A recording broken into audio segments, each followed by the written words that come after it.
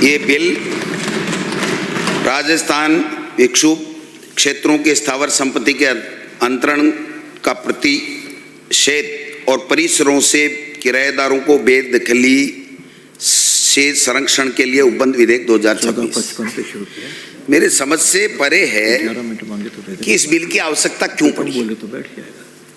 यहाँ राजस्थान बहुत ही शांति प्रिय है और इसमें किसी तरीके की कोई बात आज की तारीख तक आई नहीं। ये बिल केवल और केवल सभापति महोदय इसलिए लाया गया है कि गुजरात की अंदर बिल है और वहाँ पर आराम से सत्ता चल रही है। एक धार्मिक उन्माद फैला करके ऐसे बिल ला करके एक माहौल बना करके और बहुसंख्यक वोटों को अपनी तरफ करके और सरकार में काबिज रहना है, ये इनके प्रकार है। इसलिए वहाँ और वो मॉडल यहाँ पर आप अडॉप्ट करने जा रहे हो। एक तरीके से जमीन जायदाद के ऊपर नजर सरकार की हो तो इससे बड़ा कोई दुर्भाग्य कोई हो नहीं सकता प्रदेश का कि सरकार ये चाहे कि कौन जमीन बेचेगा, कौन जमीन खरीदेगा, कहाँ की जमीन कीमती है, कहाँ मुझे इसको जो है वो क्षेत्र घोषित करना है और डिस्टर्ब एरिया घोषित करना है, किस अधिकारी को वहाँ लगाना है, कौन अधिकारी उसकी कीमत तय करेगा, बेचेगा नहीं बेचेगा, खरीदेगा नहीं खरीदेगा, इसकी अनुमति देंगे। ये सारे के सारे अधिकार जो हमें संविधान से हमें हर नागरिक को प्राप्त हुए हैं, उन के ऊपर सरकार का नियंत्रण करना और सरकार का इस तरीके से भ्रष्टाचार का बढ़ावा देने के लिए और उस क्षेत्र को शांत क्षेत्र को अशांत करने का एक षड्यंत्र इस बिल के माध्यम से सरकार करने जा रही है। इसका मैं पुरजोर शब्दों में आप देखिए सर, धारा 3 क्या कहती है, अपनी मर्जी से डिस्टर्ब एरिया निर्धारित करेगी। कोई कुछ नहीं, जो सरकार को लगेगा एक समुदाय विशेष, कौन सा समुदाय आप इस बिल में किया क्या एक जगह 90% माइनॉरिटी के लोग रहते हैं, एक ऐसा मोहल्ला है जिसमें 98% हिंदू कम्युनिटी के लोग रहते हैं, तो क्या वो माइनॉरिटी वाला ही होगा या हिंदू वाला होगा या नहीं होगा? कम से कम किसी समुदाय विशेष को आप इंगित करना चाहते हैं, आपकी मंशा क्या है? वो अगर कानून बनाने जा रहे हैं तो उस कानून के अंदर आपको मंशा अपनी स्पष्ट करनी पड़ेगी। ये मैं निवेदन करना चाहता हूं जो इन्होंने नहीं किए। बेचान पे रोक लगा दी, अधिकार वो कीमत तय करेगा तो मोल भाव बढ़ेगा, फिर वो ब्यूरोक्रेसी असीमित अधिकार वाली बात जो कल भी मैं कह रहा था, अभी आगे एक नमूना देख ही रहे थे क्या क्या हाल है, क्या मंत्रियों के, क्या सरकार के, क्या सीएमओ के इन अधिकारियों ने हाल कर रखे हैं। मैं समझता हूं कि ये बहुत बड़ी बात है। भ्रष्टाचार के दरवाजे खुल जाएंगे। धारा 5 जो कह रही है कि एसडीएम ही करेगा और एक कोर्ट में भी नहीं जा सकते, कोर्ट में भी नहीं जा सकते आप, आपको ये अधिकार हो गया। सरकार से ज्यादा कुछ भी नहीं। सरकार मीन्स ब्यूरोक्रेट, कौन मुख्यमंत्री कौन मंत्री, कितनी चलती है कितनी नहीं चलती है सबको पता है सर। इसलिए मैं ये कहना चाहता हूं कि आप समुदाय विशेष को टारगेट करके एक एरिया यहाँ डिस्टर्बेंस लाना चाहते हैं, जो शांत क्षेत्र है उसको डिस्टर्ब करना चाहते हैं, गोलमाल परिभाषा देकर के क्या करना चाहते हैं। सरकार का फैसला इस कानून में ये कर दिया कि अंतिम होगा, तो मैं समझता हूं कि अंतिम होगा। सरकार संपत्तियों का रजिस्ट्रेशन भी अनिवार्य कर दिया, किसी के पास पट्टा है किसी के पास नहीं है, किसी ने रजिस्ट्रेशन कराया नहीं कराया, ये सारी बातें कुल मिलाकर के मैं ये कहना चाहता हूं कि इस बिल के माध्यम से गुजरात से पर्ची आई दिल्ली होते हुए, लेकिन ये हमारे संवैधानिक जो अधिकार हैं उसको चुनौती दी गई है। माननीय सभापति महोदय, अनुच्छेद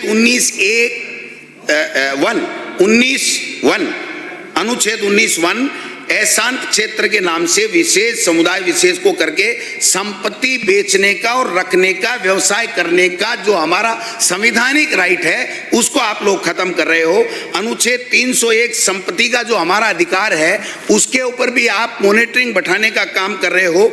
अपने विवेक से अशांत क्षेत्र घोषित कर दोगे, अपनी मर्जी का एसडीएम लगा दोगे, कहोगे भैया ये माल इतने में आना चाहिए, ये माल में इतना मेरा कमीशन होना चाहिए, तो ये इस तरीके की बात कर दिया। अनुच्छेद हमारा जो कॉन्स्टिट्यूशन है वो दिन दिन उसको तोड़ने की साजिश तो ऊपर से डबल इंजन की सरकारें कर ही रही हैं, लेकिन अनुच्छेद 14 जो हमें समानता का अधिकार देता है, उस समानता के अधिकार को खत्म करने के लिए आप किसी भी निवासियों को संदिग्ध श्रेणी में डाल करके उसको अपमानित करने का काम कर रहे हों और उनको अशांत करने का काम कर रहे हों।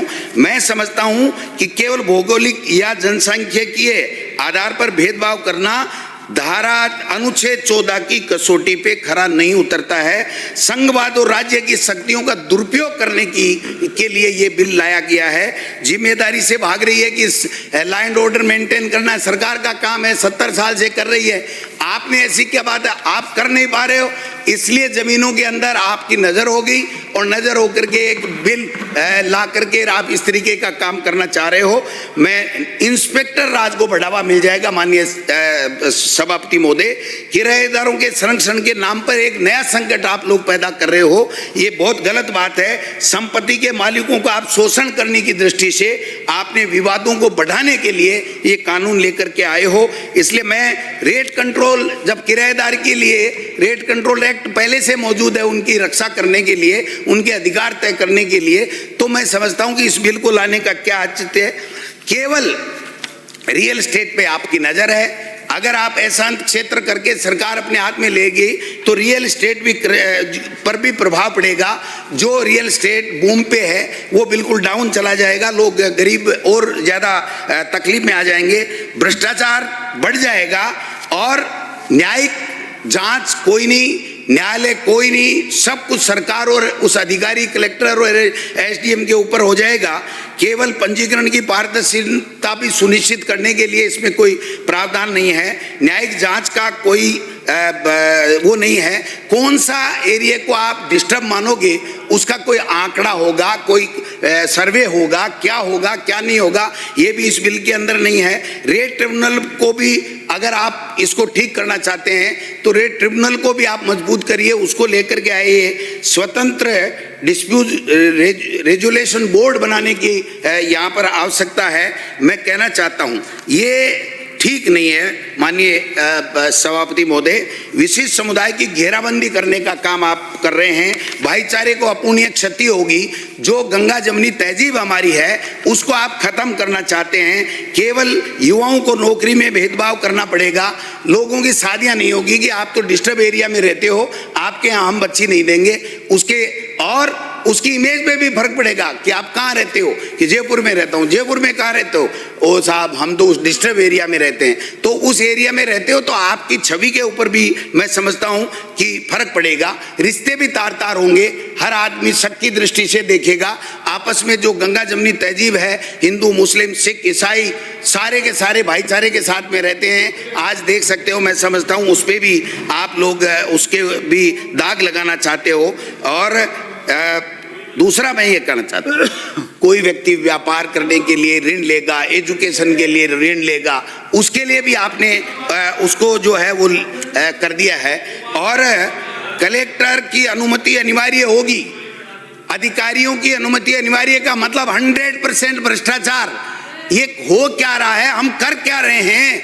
जो जनता के चुने हुए जनप्रतिनिधि हैं वो चुन करके आने के बाद में यहाँ बैठ करके रोजाना इन अधिकारियों को असीमित अधिकार देते हैं और ये असीमित अधिकार का नाजायज फायदा उठाते हैं। और नाजायज फायदा उठा के आप कम से कम एक कमेटी तो रखते कि एक मंत्री तय करेगा, सीएम तय करेगा, कोई करेगा, एक कमेटी बना देते, कुछ तो कर देते।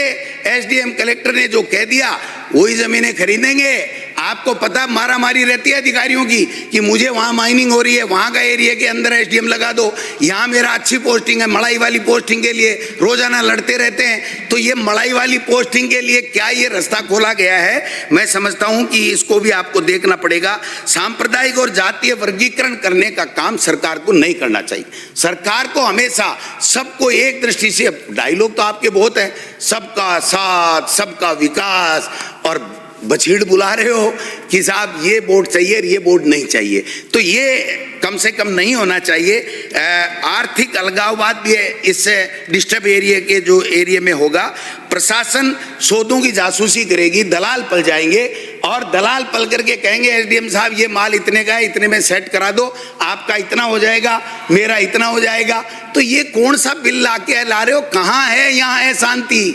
आप देखो रफीक भाई, गोपाल जी कैसे प्रेम से बैठते हैं, गले मिलते हैं। कहाँ आप किसको लड़ाना चाहते हो इस बिल के माध्यम से? सभापति महोदय मैं ये पूछना चाहता हूँ, हर सौदे के ऊपर नजर रखना चाहते हो आप बताइए, कानूनी पेचीदगियां बढ़ जाएंगी। ये गुजरात मॉडल जो है ना साहब, माननीय संसदीय कार्य मंत्री जी, आप भी बुद्धिमान हैं, हाई कोर्ट में हैं, आप हाँ ये करेंगे। जब पहले से कानून मौजूद है, लैंड ऑर्डर मेंटेन के लिए आईपीसी, सीआरपीसी मौजूद है, किराएदार के लिए किराएदारी के लिए संरक्षण के लिए कानून मौजूद है, तो ये डिस्टर्ब एरिया कहां से लाए? तो फिर तो कोई डिस्टर्ब मंत्री है, उसको भी हटाओ पहले। आप बताओ, रोजाना ही डिस्टर्ब करता उसको भी हटाओ, फिर डिस्टर्ब को उसको हटाओ, फिर कर देना कोई करो तो। जो डिस्टर्ब करता है उसको तो हटाएंगे नहीं, अधिकारी की मोनोपोली चलेगी, भाई को लड़ाएंगे क्योंकि हमको वोट चाहिए। और ये वहां से गुजरात से एक फरमान आ गया कि भाई साहब ये करना, ये कॉपी पेस्ट करना बंद करो। ये